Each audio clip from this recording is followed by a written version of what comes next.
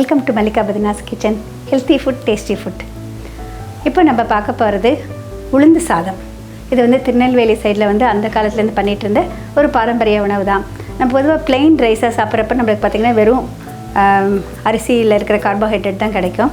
அதுவே வந்து நம்ம வந்து குழம்பு போட்டு சாப்பிட்றப்ப நம்மளுக்கு வந்து துவரம்பருப்பு சேர்க்குறப்போ ஓரளவுக்கு புரதச்சத்து கிடைக்கும். அதுவே வந்து அதுலேயே நம்ம வந்து வறுத்த உளுந்து சேர்க்குறப்ப உளுந்து சாதம் இதை பார்த்திங்கன்னா அதிகப்படியாக நம்ம வந்து எந்த விதமாக எண்ணெயெல்லாம் சேர்க்க மாட்டோம். அந்த உளுந்து சாதத்தோட பூண்டு சேர்க்குறப்போ கறிவேப்பிலை சேர்க்குறப்போ கூடுதல் மணத்தோடு இருக்கும், இன்னும் கொஞ்சம் சுவையாக இருக்கும். இந்த உளுந்து சாதம் எப்படி பண்ணுறதுன்னு சொல்லிட்டு இப்போ பார்க்கலாம். பச்சரிசி 1 கப், நன்கு மணம் வரும்படி சிவக்க வறுத்த உளுந்து 1/2 கப், குறித்த பூண்டு விரும்பும் அளவு, 1/2 மூடி தேங்காய் துருவியது, உப்பு தகுந்த அளவு, 1 டீஸ்பூன் நெய்.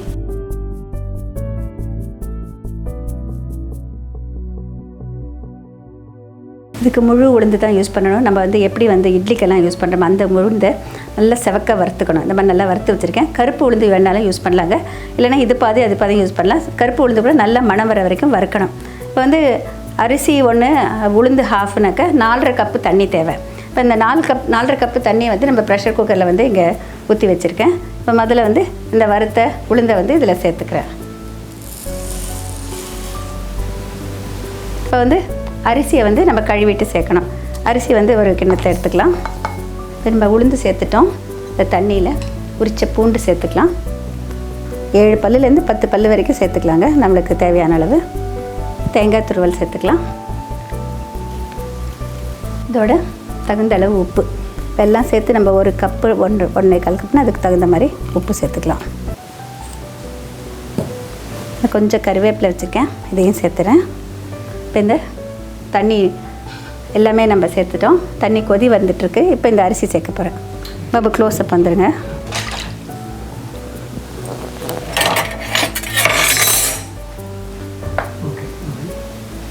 பாருங்கள், இதில் எல்லாமே சேர்த்தாச்சு.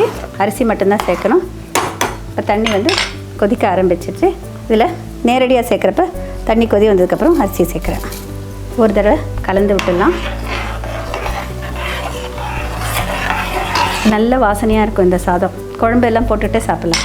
இப்போ இது பாருங்கள், மறு கொதி வந்துடுச்சு. இப்போ இந்த ஸ்டேஜில் வந்து நம்ம மூடி வச்சிடலாம். இந்த மாதிரி ப்ரெஷர் பேன் வந்து ரொம்ப ஐடியலாக இருக்கும்.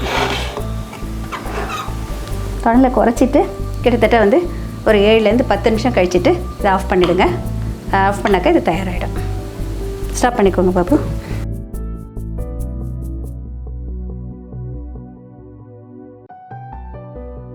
இது வந்து நம்ம குறைச்சி தண்ணியில் வந்து 10 நிமிஷம் வச்சு ஆஃப் பண்ணாச்சுங்க. சவுண்டெல்லாம் பார்க்கணுங்கிற அவசியம் இல்லை. இப்போ ப்ரெஷர் பூரா போனதுக்கப்புறமா இதை வந்து பார்த்திங்கன்னா இப்படி மூடியை எடுக்க முடியுதான்னு சொல்லிட்டு பாருங்கள். இப்போ ப்ரெஷர் இல்லை. இப்போ இதை மூடியை திறக்கலாம்.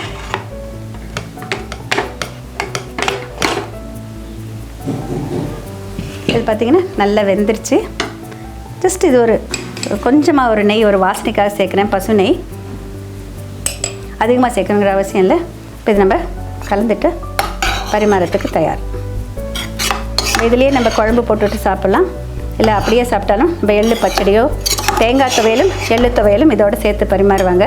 அந்த மாதிரி பரிமாறுறப்ப இதில் தேவையான எல்லா சத்துக்களும் நம்மளுக்கு புரதச்சத்து கூடுதலாக கிடைக்கும், கால்சியம் சத்தும் கிடைக்கும். இப்போ இந்த சாதம் தயாராகிடுச்சு. உளுந்து சாதம்.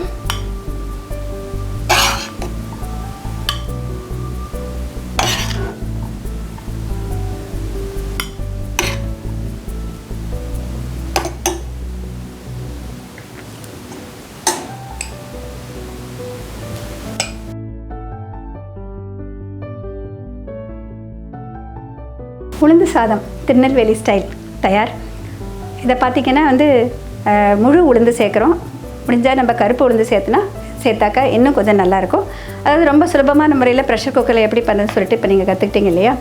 அந்த காலத்து உணவுகள் பார்த்திங்கன்னா எப்போவுமே ஆரோக்கியம் மிகுந்த உணவுகளாக தான் இருக்குது. இதோட வந்து தேங்காய் துவையல் எள்ளு துவையல் இதோடு தான் பரிமாறுவாங்க. அந்த ரெண்டும் சேர்த்து பரிமாறதோட அவியல், ஒரு அவியலும் சேர்த்து கொடுக்குறப்ப திருநெல்வேலி ஸ்டைல் அவியல் பார்த்திங்கன்னா கொஞ்சம் புளி போட்டிருப்பாங்க. எல்லாமே சேர்ந்து நம்ம சாப்பிட்றப்போ ஒரு கம்ப்ளீட் ஃபுட் அப்படின்னு சொல்லலாம். ஏன்னா இதில் வந்து கார்போஹைட்ரேட், நம்மளுக்கு வந்து ப்ரோட்டீன், இனஃப் விட்டமின்ஸு மினரல்ஸ் எல்லாமே சேரும். அந்த மாதிரி காம்பினேஷன் கொடுக்குறப்ப கால்சியம் சத்துலேருந்து இரும்பு சத்துலேருந்து எதுவுமே குறைபாடு கிடையாதுங்க.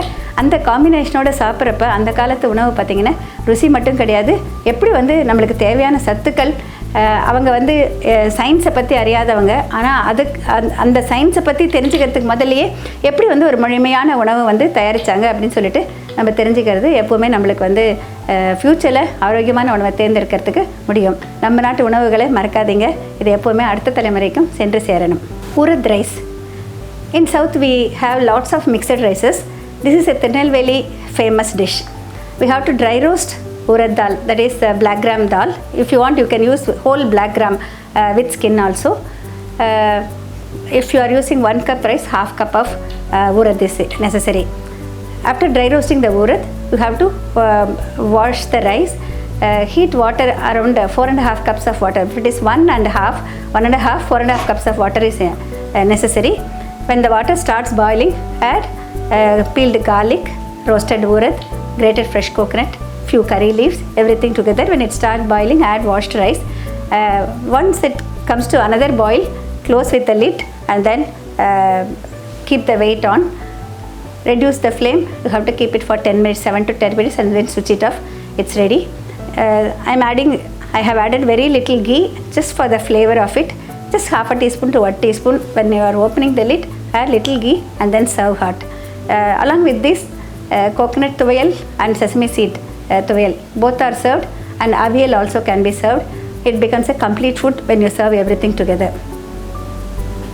Okay, ready ma.